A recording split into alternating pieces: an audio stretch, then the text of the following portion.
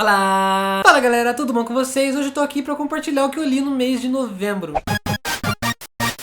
Novembro foi um mês ótimo, eu li livros muito bons, assim, eu não li a quantidade que eu esperava ler, mas em compensação eu li só livros gigantes e que estavam na minha lista há muito tempo. E o primeiro livro de novembro é o Fúria Vermelha, do Pierce Brown. Finalmente peguei esse livro que eu tava não vai. Sem contar que eu já tava de saco cheio de todo mundo falando pra eu ler esse livro, todo mundo falando quão maravilhoso era. Eu falei, tá bom. A história de Fúria Vermelha se passa em Marte, aqui as pessoas já descobriram como habitar outros planetas e vai contar a história do Daryl, nosso protagonista. Ele faz parte de uma das classes mais baixas, que são os vermelhos, e ele trabalha como escavador ali em Marte. E a função dele é cavar túneis e buscar minérios para tornar esse planeta ainda mais habitável para as pessoas que vão vir da Terra. Ele é meio que a primeira leva de pessoas que chegou ali. Só que depois de um tempo de história a gente vai vendo que não é bem assim, tem muitas mentiras envolvendo esse planeta aqui. O que eu achei desse livro? Que eu já considero pacas. Na verdade foi uma leitura muito complicada. No começo, assim, as primeiras 200 páginas eu estava completamente insatisfeito com o livro. Eu tava, meu Deus, é isso que vocês gostam tanto? O que não tava me agradando é que tava tomando aquele rumo de distopiazinha, sabe? Ai, a gente tem os rebeldes, ai, vamos se infiltrar ali. Então tudo isso eu tava meio, ai meu Deus, de novo. Eu não tava conseguindo me conectar muito bem com os personagens aqui nessa primeira metade. Só que quando chega um certo momento, eu não vou contar pra vocês porque é spoiler, mas quando a história toma uma virada e ele é jogado dentro de um cenário específico, dentro de uma situação, a partir dali a história ficou sensacional, meu Deus do céu. E ele até fala aqui na capa uma mistura de Jogos Vorazes com Guerra dos Tronos, e é exatamente isso, é a descrição perfeita. Ele tem essa mesma sensação, ele trabalha nos mesmos elementos. Eu fiquei angustiado, eu não conseguia parar de ler. Então vocês estão entendendo como foi um pouquinho difícil pra mim avaliar esse livro. E depois que eu terminei esse livro, eu fiz uma retrospectiva pra analisar esse começo da história, se realmente eu que tava com picuinha, eu que tava achando coisa onde não tinha, e eu acho que foi um pouquinho disso sim, gente. Eu acho que eu devia ter aproveitado mais, eu devia ter aberto a cabecinha de Vitor Almeida, mas é uma leitura sensacional, eu acabei dando 4 estrelas pra ele. O segundo livro que eu li em novembro, eu terminei na Revezatona, que foi Miniaturista, da Jessie Burton, e esse livro também foi outra leitura sensacional, e eu tava muito na vibe de ler alguma coisa assim, inclusive as outras leituras do mês foram meio parecidas. É um romance histórico, então é um pouquinho mais lento, ele vai trabalhar na relação das famílias e tudo mais, não é um livro cheio de ação, mas pra mim foi perfeito, era isso que eu queria ler e gostei muito.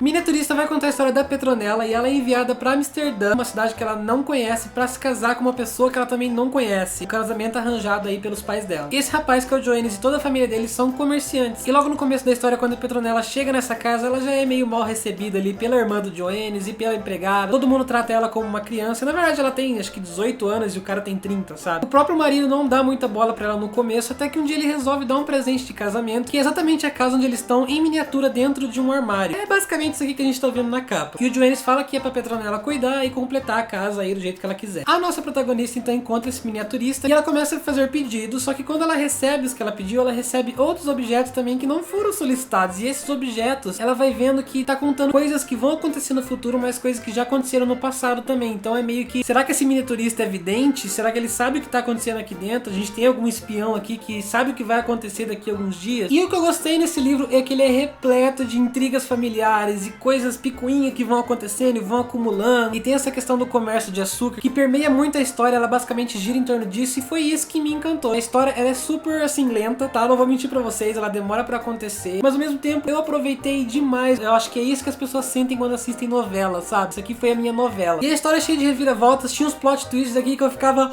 meu Deus do céu, a Joaninha traiu o Marcão. Eu gostei, maravilhoso, recomendo todo mundo dar uma chance. Eu dei 4 estrelas pra ele. Em seguida, na maratona, eu li algo que me impossibilitou de ler qualquer outra coisa depois, porque me deixou no chão, fiz check-in no chão, que foi a graphic novel Day Tripper, do Fábio Mundo e do Gabriel Ba. Eu já falei um pouco disso daqui no vídeo de livros que me marcaram. E esse livro vai contar a história de um personagem que ele, ao longo da graphic novel, ele vai morrendo várias vezes em situações diferentes, e depois em seguida ele volta e continua a vida dele. E a gente vai vendo que a intenção do autor, a moral que ele quer passar é que assim que a gente consegue aceitar que um dia a gente vai morrer, a gente aproveita a vida muito mais. E a forma como ele apresentou isso nessa graphic novel foi muito linda, gente. Vocês não têm noção o quão lindo é isso daqui. Eu sei que todo mundo tava falando que era maravilhoso, todo mundo falando que chorou, mas eu não tava esperando tanto assim. E eu me surpreendi imensamente. Eu acho que isso aqui foi um tapa na minha cara. Eu acabei chorando, na verdade, assim, da metade pra frente era só lágrimas, e foi maravilhoso, perfeito. Eu já quero reler várias vezes. Eu resolvi pegar outra graphic novel que foi Pílulas Azuis. Esse aqui é do Frederick Frederick Peters. O livro vai contar a história desse mocinho, ele conhece essa mocinha, se apaixona por ela e ele descobre que ela tem AIDS. E vai contar basicamente a história do relacionamento deles e como eles lidam com esse fator de ela tem AIDS, ela tem um filho que também tem AIDS, e esse conflito na cabeça dele, ele quer continuar se relacionando com ela, o que ele vai fazer, ele vai viver o resto da vida dele com medo. É uma graphic novel muito bonita, eu acho que passou o ponto dela, mas eu não consegui me apegar muito à história. Na minha opinião, foi chegando pro final, virou um negócio meio viajado, eu não sei, eu acho que eu não me satisfiz 100% com essa graphic novel. Eu acabei dando 3 estrelas e meia, mas eu acho que é um tema pertinente, muito importante e vale a pena dar uma lida. Em seguida, eu finalmente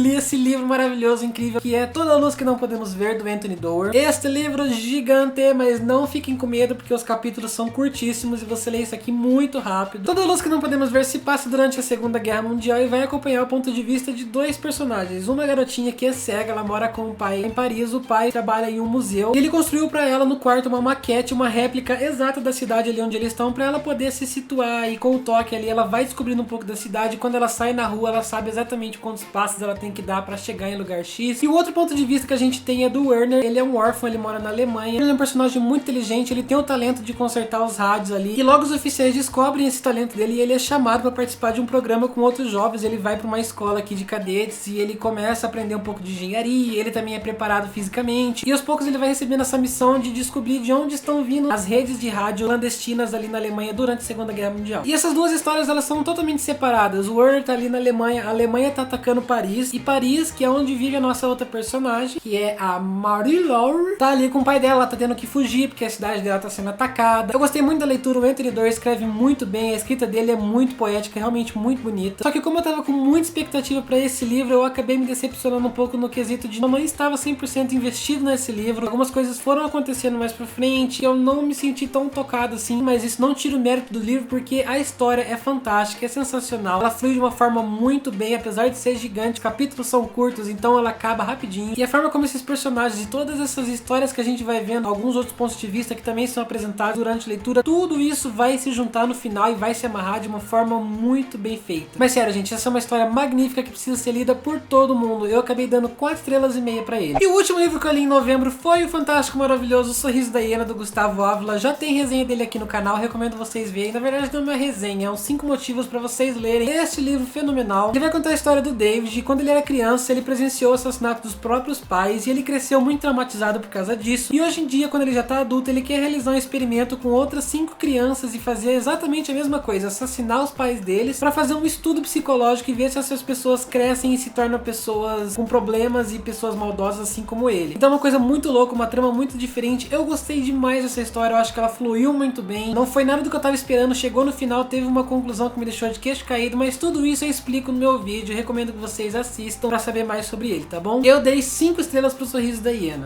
Então essas foram as leituras do mês de novembro. Deixa aqui nos comentários qual foi o melhor livro que você leu nesse mês. E se você assistiu esse vídeo até aqui, deixa também um joinha pra ajudar o Big Freak. Se você é novo aqui no canal, se inscreva clicando aqui em cima para receber todas as notificações, tá bom? Eu vou ficando por aqui, meus amores. Um beijo pra vocês, mas a gente se vê no próximo vídeo. Tchau!